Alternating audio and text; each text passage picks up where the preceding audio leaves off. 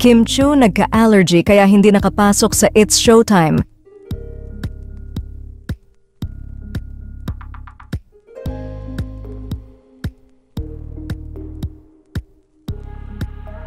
Labis-labis ang pag-aalala ngayon ng mga fans ni Kim Chiu sa actress.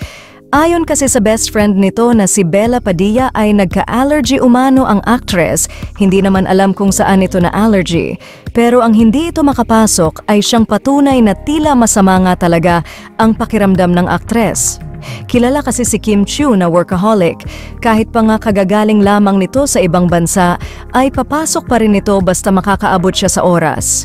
Binati din si Kimi ng kaniyang mga kasamahan sa It's Showtime kanina. Pinarangalan kasi sina Kim, Vice, Karil at Argos sa Anak TV Net Makabata Awards. Samantala, excited naman na ang mga Kim Pao fans sa nalalapit na event ng Kim Pao sa Sinadya Festival Rojas City sa darating na ika-8 ng Disyembre. Anila ay paniguradong mabubusog na naman sila sa dami ng ayuda, lalo na ngayon na all out na sina Kim Chiu at Paulo Avellino pagdating sa kanilang feelings sa isa't isa. Sa kabilang banda, narito naman at panoorin ang ilan sa mga videos ni na Kim Chiu at Paulo Avellino sa kani-kanilang event kagabi.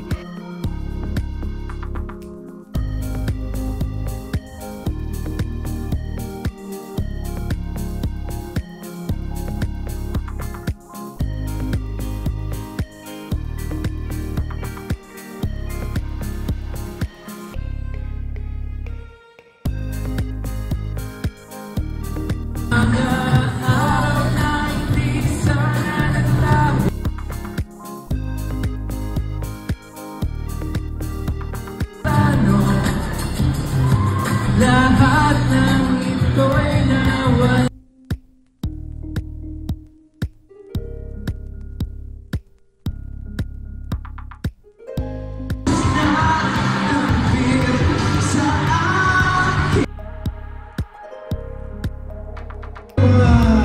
Celebrate now.